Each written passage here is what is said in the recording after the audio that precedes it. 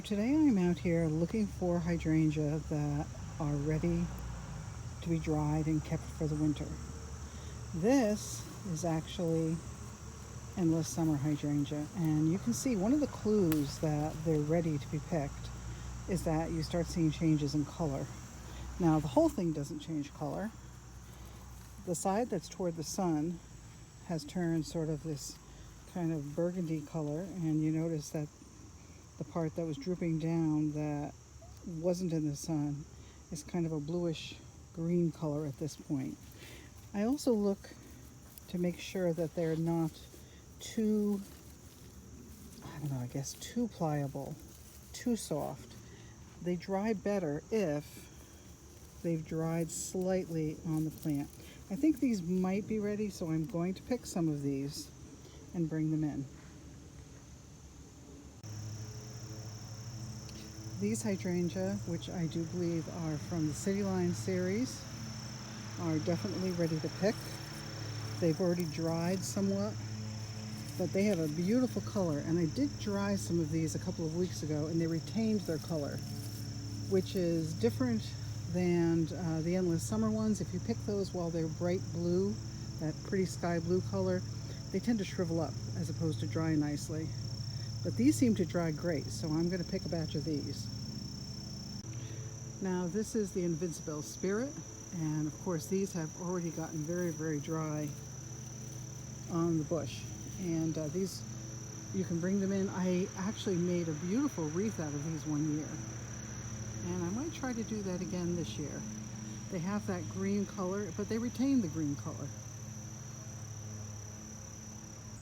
So one of the things that I always do when I bring in hydrangea to dry is I remove all of these leaves. The leaves get very crunchy and brown, and I don't find that they really add anything to the arrangement. So I do go through the trouble of removing all of the leaves first. So the next thing I do is I fill a vase with tap water, and then I recut the stems at an angle. And there's nothing in this tap water. There's no floral fresh, there's no other additives.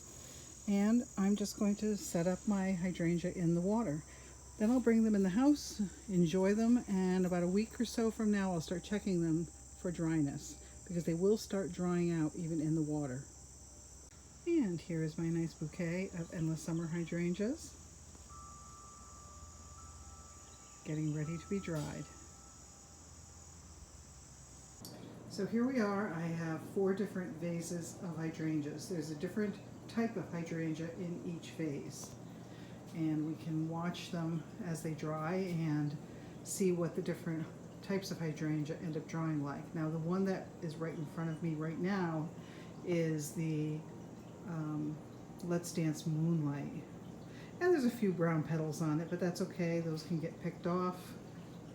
But you can see there's a lot of blue on it. There's also some green in it, and again, the ones that got more sun have turned into a little bit of a burgundy, at least on the tips.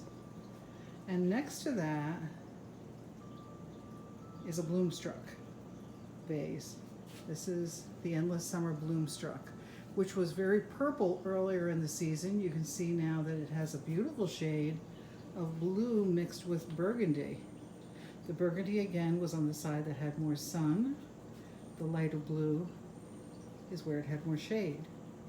Next to that, this beautiful dark blue and purple is what I believe is the City Line Venice.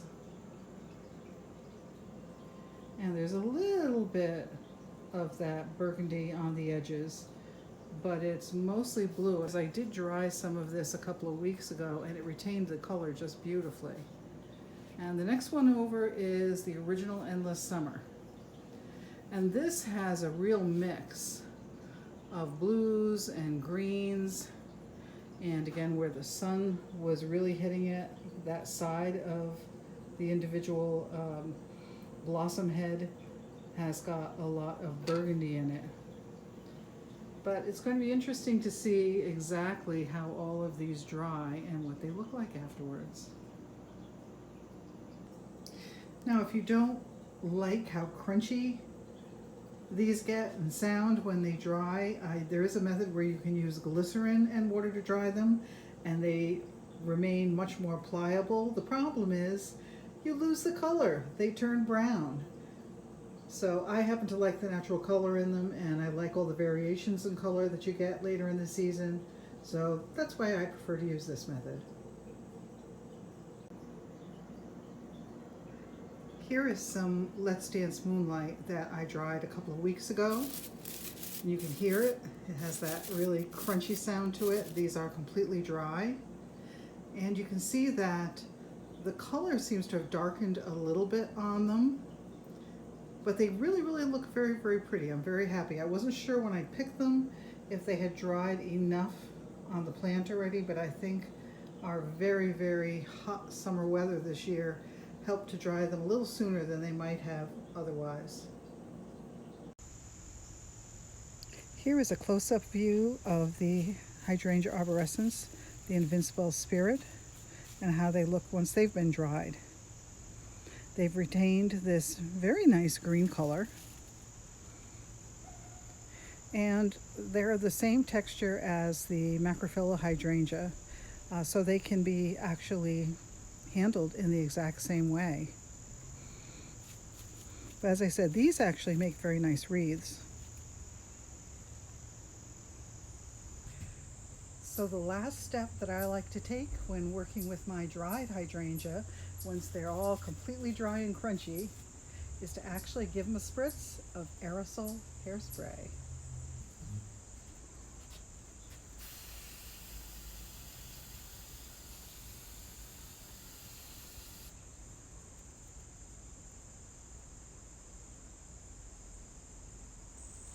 Now the hairspray does not change the color of the hydrangea. It doesn't change the texture of the hydrangea, but it does provide a little bit of extra protection.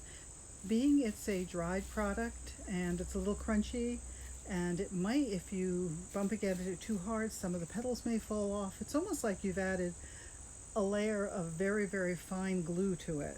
And I do find that the aerosol hairspray works better than a pump type. The pump type often comes out in droplets that are a little too big, and you can actually see them on the petals, whereas the aerosol type, you don't see it at all. So I hope you enjoyed this tip.